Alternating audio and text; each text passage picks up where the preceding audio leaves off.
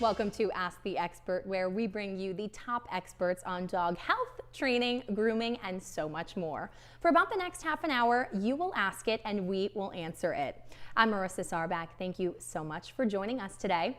Today's topic is, are your friends and family ruining your dog's training? And if so, what can you do about it? Well, here in our studio to help us train our loved ones today is dog trainer Kathy Santos.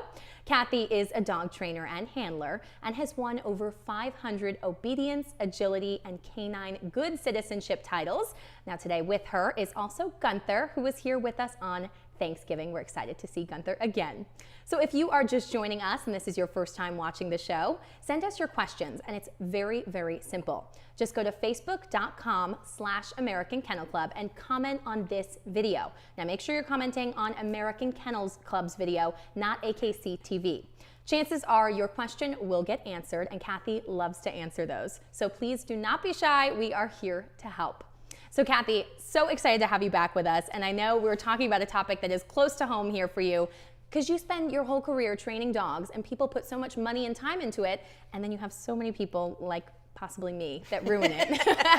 Possibly. I mean, and it's a problem for the students, really, because they do spend a lot of time with me, and it does cost money, and they put a lot of time into making their dog the dog they want to be. And then people come over or they have interactions with people on the street, and it's just like, what do I do about this? So we talk about it a lot when we're at classes. And the thing is that people don't always realize that they're kind of sabotaging the training of that dog. They think they're just being friendly and nice and want to pet the dog, but they don't always realize there's a training and they should stick to it. Right. So if you hear somebody tell their dog to sit, then you definitely shouldn't be trying to lure them over to you, because clearly the person is trying to work on some training. Absolutely. And I know there are 4 types of us, right, Kathy? There are. And let's start with the empathizer. Now, the empathizer thinks that basically dogs are little people in fur coats, and they love your dog, they don't want him to feel bad, and they think that maybe you having him sit is like damaging to their psyche. So they give mixed signals, and the dogs are confused. Like you said, sit, and I'm saying, come snuggle with me, Pookie, Pookie. So with them, they really want to do the right thing. They really do love dogs. But if you could explain to them that if they let you do this training, if they don't blow it up, it's going to give your dog a better life ultimate, like more freedom, more opportunities to go places. It's just, if you get them on that angle, it's really easy to help. And I know you brought Gunther to demonstrate. Would you mind showing that off so everybody kind of gets a feeling for that? So here we go. You come to visit me and you're sitting on the couch. And so I want Gunther to greet you properly, because he weighs 100 plus. He's going to take you out. Should I call him? I'm going to show You'll you. call him. Gunther, okay. Sit. So now he's doing a lovely sit. But you, the empathizer, think this is so sad. So then you would probably... Come here, Gunther. Come here. Sit. So that's me ruining his training. Correct. Now I'm on it and I'm not letting it happen. And sometimes this happens when people aren't aware of it. They're in the kitchen and this is going on. So if they can pay attention to what the dog is supposed to do. Now try it one more time. Just make sure. Come here, Gunther. Come here. Good boy. Good decision. Nice job. Good decision, Gunther. Don't listen to Marissa. Exactly. Ever. Gunther, place. Good boy. All right. So that is the empathizer. But we have more. And then you want to move on to the yeller? Yes. Which I don't think you would ever be. Gunther, down. But there are people like this. Right, because yelling is their normal tone of voice, whether it's what they use with their kids or they're just loud people. But the problem is that dogs fear anger. They ignore it, or it amps them up and cranks them, and so they get scared. And also, some people think that if they say it louder, the dog is actually going to do it, which is not the case at all. So I don't want my dog fearful, and I don't want my dog intimidated, and I don't want my dog to get cranked up either. So I discuss with them, like, hey, you know, we're talking in normal tone of voice, or we should be. It doesn't help my dog do the things you want him to do by saying it louder. It's not a hearing issue, it's a comprehension issue. And do you think even in terms of a health problem at that point, you yelling, I mean, the dogs hear a lot. Their hearing is so much better than ours. Are we affecting that? It is. I don't know that you're damaging it, but you sure are teaching the dog to drown you out when he hears. It's just yada, yada, yada. And like we say, you know, you can be in the living room opening up a bag of potato chips and your dog is 5 rooms away and he hears hear it. that one, right? yeah. And so people, they want to say sit or down to their dog, and they want to get close. You don't need to. They can hear you far away. So keep your voice normal and stand up. And what's our third one? Our third one is the know-it-all. And the know-it-all has had dogs, and because they've had dogs or they've seen people training on TV, they actually know how to train dogs. And I like to say, yeah, I've had teeth all my life and I'm not a dentist, so yeah, it doesn't mean anything to me. So they give the dog mixed signals, or they discount the way you're training the dog and they want to do it your way. So that kind of person, if they're really pushy about it, and some of them are, they have very strong opinions, then maybe you should just not have them around your dog when you're training, or set some boundaries. Like, you can hang out with my dog, but you can't give many commands, because your commands and my commands are totally different, and I don't want to ruin the work that we're doing. Now, is this why sometimes we'll see even police dogs or military dogs trained in a different language, something like that? Yes, a lot of times they'll train in different language, so you don't know the commands, so you can't mess it up. All right. And what's our fourth one, Kathy? Our fourth one is the saboteur, and that's the intentional person who's trying to say, I know you're working on something, but I'm going to try to mess your dog up. There is a little maliciousness behind them. Sometimes I think it's funny, but I absolutely do not tolerate that. And I have a family member who's like that. So it's like, okay, I will provide you with dinner and a fun time. You can't do that to my dog. And if I ever feel like it's not going to be honored, then the dog is somewhere else, happily upstairs chewing a bone by himself with TV on, while my guests that are saboteurs are downstairs. What would you say the saboteur is doing? Is it during mealtime, or maybe when they walk in the door? It's you tell the dog to sit, and they're like, no, jump on me, because they want to see if they can make the dog jump. Or it's at mealtime that they know they're not supposed to give the dog food, and they might slide it something under the table. Or worse, they do it when you're not even around. Like, they say, oh, I'll take your dog for a walk, and then you see the dog dragging them down the street. They're like, no, it's fun to be dragged. And like, you're thinking, not for me, and I have to walk him the rest of the days of the and year. you're also thinking, I can't wait till you get a dog, so I can do some payback on this. You're going to have a lot of fun with that one. Exactly. Well, so Kathy, what would you say is the most common one? Which one do you see the most?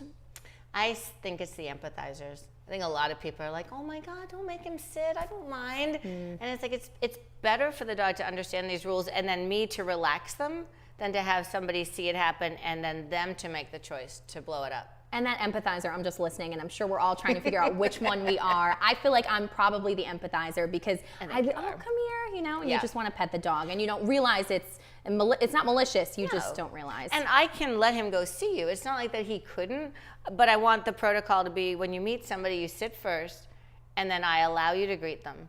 And then at some point during that greeting, I'll put you back on place, just so we don't get too familiar and crazy. Absolutely. I do want to remind everybody that we are taking questions for Kathy live on Facebook right now. So make sure you're going to American Kennel Club Facebook and putting those questions below. We do have our first question in that we're going to take. Megan says, Kathy, any house training advice? I recently adopted a 3 to 4 month old rescue pup 2.5 weeks ago, and he's still having some accidents in the house. Is this normal? Yes, it is. Hey, Megan. So congratulations on adopting a puppy. Yeah, because puppies don't have future think. They say, ooh, I have to go, and then they go. Where an adult dog goes, I have to go, and I need to let somebody know about this. So it's a new home. It's 2.5 weeks. I like to say when you get a new puppy or rescue dog in your house, it's a 3-week honeymoon. So it's really good for the first 3 weeks, and then it starts to fall apart. So even though it feels like it's not happening yet, it could get a little inkier as we go. So I would just pretend this is an 8-week-old puppy, and I'd keep those protocols. I'd offer the dog to go out every 20 minutes. I'd have them on a leash. I'd watch how much water and food they were getting, and I'd put them on a schedule. I really like writing a schedule out, what they did every hour, just so I know. And if you're free feeding, you might want to reconsider that. Talk to your vet, because I feel like free feeding just means the dog is eating all day and then pooping all day. And then harder to control. It is. I'd like to know what's in my dog's stomach for a multitude of reasons, because God forbid the dog ever ingests anything they shouldn't. The vet says I had to put him under to do surgery. Has he eaten? Well, I know. Yeah. I also know if my dog is feeling ill, because they won't eat. So planned meals, planned potty breaks, schedule it out, and you'll get on track. For puppies in general, Kathy, and the training that comes along with them, is it kind of more intensive in that training for the first couple of months? It is. Just to make sure that you're really reinforcing those ideas? Yeah, and people sort of pull up those parameters too quickly. They're like, oh, he hasn't had an accident in like a week, and we're going to let him have full run of the house. And then they find out all the pee spots, like Kathy upstairs. Wouldn't have done that. I wouldn't have done it, no. And my puppy, it's funny, because around about 6-7 months, they usually collect themselves and they're good. But then you hit adolescence. So all the training that you're doing, they're like challenging it, like, you know what, you don't know anything anymore. So it's tough. Also, a UTI could be at the heart of some of the housebreaking problems if it's a peeing situation. So if you feel like the dog is urinating a lot, or God forbid there's even a little bit of blood in it, get a urine sample, run it to the vet and see. All right, we're going to take our second question. Kathy, Brian is wondering, he says, I have an English setter in the house. She listens perfectly, but once we walk outside, she totally ignores me. Help. Okay, so Brian, the environment in your house is kind of boring, and you are the most interesting thing there. But just like when you leave the country, your currency rate drops, and so your popularity drops as well. So what I want you to do is start doing little training sessions outside. Now, if the dog is super excited about being outside, maybe going outside and going on a walk is too much for the first session. Maybe you just open the front door and you have the dog on leash and you're practicing with that open door. And then you're practicing in your front yard and you're progressively getting more and more interesting. But it's a common occurrence. The dogs are like, yeah, I'm good in the house, but when I go outside, it's party time. Because it's like so much going on, so much stimuli. Yeah, like school to Disney World. It's much more exciting outside. Right, and Disney World is too stimulating for kids, so same thing, dogs going outside. It is, and you can get through it, but you just have to you have to decide where you want the obedience to be, and that's where you should practice. Great. Pikagal Michelle is wondering, what is the best way to handle a pet crying as soon as they hear that refrigerator door opening? I feel like this goes into back where we were saying they hear that chip bag opening as soon as you open it. Yeah, so what I'm wondering is what happens when that refrigerator door opens? Is there something for the pet? Probably. The dog is probably getting a reinforcer. So I would make this a whole training session. I'd have the dog on a leash and collar. I'd be holding the leash so the dog couldn't go field tripping somewhere around the house. I'd open the door an inch, and if I got no speaking at all, I'd say yes, and I'd mark it with a cookie. And I open it again, and yes, I'd feed the dog a cookie. So the dog would say, hey, if I'm quiet, I get stuff, where I used to get stuff when I would make noise. The other thing you can do is do an unlikely outcome. So perhaps if you open the door and the dog is like, whine, whine, whine, or barking, I'd be like, oh my goodness, you want to go in the other room farther away? Okay, we can do that. And the dog is going to be like, she's so stupid. I better not do that again. So it's one or the other, but either one of those should really help. So this kind of goes into, I know a few episodes ago we had talked about, even for dogs maybe with separation anxiety in cars, we had said if you're taking that dog into the car, it's just kind of reinforcing that whatever it is that you're trying to teach, because if you bring the dog into the car, they get used to it if it's standing still. And then turn the car on, same kind of thing. Sit in the car for a while, get the dog used to that until you start going on trips. Correct. It's a progressional thing. Absolutely. Our next question is in from Val. Any tips to socialize a very timid dog? Anything and everything scares her. Yes, lots of tips. So first of all, a lot of times when people have a dog who's afraid, and I have my dog and somebody goes, oh, can I pet them? And for some reason, people think when they see a frightened dog that reaching towards them and moving closer makes the dog feel better, and it doesn't. Like if you were afraid of tarantulas and one reached towards you, you would feel worse. So a lot of times timid dogs are just made worse because people go, oh, I'm gonna socialize them, and they over-socialize them. The dogs have people touch them and cuddle them, all in the name of fixing this, and all it does is hardwire it, make it harder for them to cope with the world. So what I would do if I had a timid dog, I would take them in the car somewhere, maybe to a park, and I would turn off the car, get the dog out of their crate or seatbelt, and then I'd have them sit in my lap with the window open, like, look at all those people, and I'd reinforce the calm behavior. And then I would progress that to maybe we're going to stand outside of the car and maybe we're going to stand 100 yards away from people, but I would build it up. But I also wouldn't force the dog to go into a situation that they couldn't handle. Like if the dog is timid, what are things they need to do? They need to go to a vet office and not melt down. Pretty much that's it, and go for walks. I'm not going to force the life of a therapy dog on them because it's clearly not who they are. Now, I know you're big into high-value treats versus other type of treats, and then even maybe petting and confirmation words as all, a positive when you do something right. What would you say in this situation? So, if she was really timid, you would try to see you had to find what her threshold is, right? So if she's completely out of her mind, freaked out, you're not, even like Jimmy Dean sausages aren't going to help. She's going to be like, no, I can't eat, I'm too stressed. Something I don't understand, right? Me either. Right? So you have to work under threshold. You have to find where the dog is nervous but still accepting food, and then you're okay and you can progress with that. If it new training, I could ask for down and sit and get the dog more into me, but it is really a slow process, really, really slow. Our next question is in from Pam. She says, I have a rescue miniature poodle, do not know what her first 2 to 3 years were like, which happens to a lot of people with rescues. She minds beautifully except for one thing. I cannot break her from jumping all over people when they come in. It only lasts a couple of minutes, but I just cannot get her to not do this. Help. Wondering if you can demonstrate with Gunther, actually. Absolutely. Okay, so I'm going to Gunther, who is very quiet over there. He's like, did somebody say food? Okay, so when you allow a dog to continue rehearsing a behavior you don't want, you get a really good behavior. So people don't want the dog to jump, but they let the dog be loose in the house when people come through the door. So the first step is you've got to pop a leash on the dog or gate them. So when people come in, it's really exciting, and the poodle puppy can calm down, and she can feel a little bit more calm and not having to jump all over everybody. Then you can take her out on a leash. Now, when you take her out on a leash, you're going to do something called stand on the dog, which shouldn't alarm you because I'm not actually standing on the dog. But what I'm going to do is lift up my foot. I'm going to put the leash underneath it, and I'm going to step on it. So this way, if Gunther did try to jump up, he really can't go anywhere.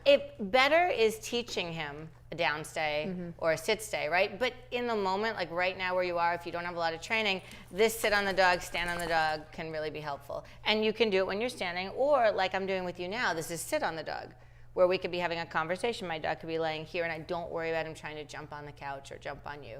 When you feel like your dog has gotten past this and they understand the standing on the leash or the standing on the dog, when you've gotten past that, what's that next step? So once I am not rehearsing behavior, then I'm going to practice having people come to the house, still having the dog on the leash and saying, hey, you know what, I'll buy you Starbucks. Can you come over for 5 minutes? Let's practice my greetings. Because people tend to not practice the thing that they want to fix. So when they say my dog gets out of the car and pulls me, I say, well, how many times do you practice leaving the car with the dog? They say, I don't. So I would have somebody come in, have the dog sit, then you feed the dog cookies for sitting, and the person leaves. And the dog goes, wow, wasn't that exciting? I thought it was going to be so much more, and it really wasn't that big a deal. So that's what you have to do. And you have to make sure these people aren't empathizers, right? Because they're cranking your dog up even more. So come into my house, be quiet like a library, ignore my dog. And be calm. Yep. All right, thanks, Gunther. You're a good boy. Good demonstrator. Yeah. All right, Gabriella has our next question. She says, hi, I have a 9-month-old mixed breed puppy. How can I work with my dog so that he's not scared and anxious about strangers? Okay, so Gabriella, we haven't met yet, but I hope that you're not trying to get your dog to meet more people to get rid of that fear, because it's what we just talked about. And there's a lot of that recommendation. Oh, just get him out to meet more people. It's not like getting out to meet more tarantulas. Like, not going to make you feel any better. You're putting somebody in a situation that they just don't want to be in. And the more you do it, the harder they push against it. So what you need to do is you need to go places farther away from people and work on your relationship with your dog. Because if I had a dog who could do tricks or obedience commands and we were out and it was just about me and the dog would then lock into me and focus on me and kind of lean on me too, as I'm not feeling so comfortable, but I'm going to hang out with you and trust what you're doing. The more you know that you can ask your dog to do, the more you can keep his attention on you. But you've got to go slow with those fearful dogs, because people want to just push them into the deep end, and it results in them staying fearful much longer. And probably you can start to sense when your dog is getting better about things and when you can take those next little steps. Yeah, you do. And you know what I think too? I think there's societal pressure. I think they say, can I pet your dog? And you're like, oh, my dog is so I have afraid. to say yes. Yeah, you feel like you have to say yes. Yeah. And if you don't want to say yes, but you don't want to appear rude, you could say what I tell my students to say, which is normally I'd say yes, but he just threw up. Nobody wants to touch that. Right? So, yeah, true. or I'm late, or pick up the phone and have a very urgent call and walk away. But you've got to protect your dog. You're the advocate, really. Our next question is in from Cheryl. She says, our Australian Shepherd jumps on me and my husband when he hugs me goodbye. How do we stop him? He freaks out to fireworks or similar loud noises. How do we show him it's okay? That first part's interesting to me too, because what is that about when they're saying goodbye, when they're hugging? Well, anthropomorphizing is rampant, right? So people tend to think of the dogs having human emotions on things, and sometimes they might, but it's probably the dog is saying, hey, include me. But some people take it all the way to, oh, my dog wants me to divorce him. We're like, no, it's not that. Or maybe it is, but we're not going to do that. So what I would do is I would teach the dog that if it maintained a position, it would be really reinforcing. So that stand on the dog exercise would be awesome for this. And I would have the dog sitting, and I would have my foot on the leash, and I would just reach out and like handshake. And then I'd feed my dog a cookie. And the dog would be like, oh, hey, when they shake hands, I get fed, so he's going to stay there. And then you progress it to coming closer and then to eventually hugging. So it's a good thing. Yeah. There's something in it for the dog. I mean, ultimately, when the dog has training, I would do this. Gunther, place. Thank you, sir. That was a really roundabout way. And then my dog's on place, and then I can hug my husband. And if he breaks place, then we're going to put him back, because that's what he's supposed to do. Now, the fireworks noise thing, you can desensitize to it. With a CD, it takes a while. Also know that you can desensitize to a dog with fireworks, but the thunderstorm CDs don't actually work, because a dog who's fearful of thunderstorms feels the barometric pressure change, and so you can't recreate that with sounds. That's a feeling then. They feel this, and that's why they get staticky. That's why they want to go under a sink to sort of dissipate the static by getting by pipes, by water. Is there a way to fix that then? That's a tough one. It's a tough one. You usually talk to your vet because it gets worse with age. And then the hardest part is when, and I had a dog like that in Florida, 4 o'clock in the summer, thunderstorms. Like, right, because Florida sees that all the time. And then I got another puppy and it started to get the same thing. It would pick up on the cues, yeah. So a lot of times you got to talk to your vet about medication for that. Okay. Our next question is in from Deirdre. She says, why does my male neutered dog urinate on my bed? Oh my goodness. It's probably a version of marking. Okay. And I would probably never let him go near your bed while again. we're working this out. Just like kids, when they go to school and they're really well behaved, and then the teacher has a conference with the parent, and the parent's like, are you kidding me? Are you talking about my kid? Like, here's a picture. Are you sure? Dogs are the same way. So a lot of people don't do dog training in their bedroom. They train down the kitchen, whatever. But I would take this dog up to the bedroom and I'd do sit stays and down stays and teach him high five and all that kind of stuff. And he's going to start to regard the bedroom as the place where he listens and he does commands versus, you know, a Jackson Pollock on her bed sheet. That was a nice way of phrasing There you that. go. All right, Kathy, so now a big topic, because tomorrow is Valentine's Day. I think a lot of people are going to be interested to know, first of all, if you want to show your dog some love, what's a good way to do it? A good way to do it is not with chocolate. Yeah. You know, get him another toy, get him a chew stick that he likes, take him on a long walk, on a hike, and just do something that doesn't involve necessarily dog chocolate. Because they do have it, but I always think the dogs want you more than they want stuff, right? And so your time with them is super valuable. So I lean more towards like, let's go on a Valentine's Day hike. And if you have somebody like you want to take with you, you can. Otherwise, it's just going to be you and the dog. There you go. And in terms of people, if they have human chocolate that they're exchanging with anybody, what should they be careful of with that? They should never let their dog near it. And people, they say the same thing all the time, which is, I didn't think he could get it. I thought it was well placed. No. It never seems to be. And no, it's not summer. Put it in your car and drive around with it, but don't leave it for your dog. And God forbid it happens, because it will. Just make sure, like right now when you're done watching us, go get the number of your emergency 24/7 vet, put it in your phone, put it in your fridge so everybody knows it. Because in that moment that the dog eats the box of like Whitman sampler, like my neighbor's dog did, they're not thinking straight. They can't even remember their own phone number. So if you have it, then you can get your dog the help he needs. All right, great. Thank you very much, Kathy and Gunther, for being such a great demonstrator always. We're happy to have him back. He's such a good boy. He is awesome. All right, thanks so much, Kathy. You've answered so many questions. We appreciate it a lot. I love being here. Thank you. We'll see you back next time. Thank you so much for joining me. I'm Marissa Sarback. That is all we have for today here with Kathy. Next week on Ask the Expert, we'll have our Chief Veterinary Officer, Dr. Jerry Klein, back on. He's going to be on the show to help us keep our dogs' teeth nice and healthy. That'll be at the same time, Wednesday, live at noon Eastern Standard Time, so get those questions ready. But don't worry, there is plenty to tide you over until then. We know that's already a week away there. Every weekday morning at 9 a.m., we release a new AKC breed of the day. That's also Eastern Standard Time. That is to help you learn more about the wonderful world of dogs. Tomorrow's breed is the Bergamasco Sheepdog, so you don't want to miss it.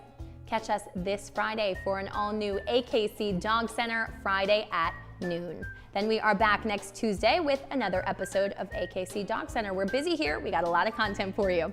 Be sure to download AKC TV on Apple TV, Roku, and Amazon Fire. Also follow us on Facebook, Instagram, and Twitter as well. AKC TV, sit, stay, watch.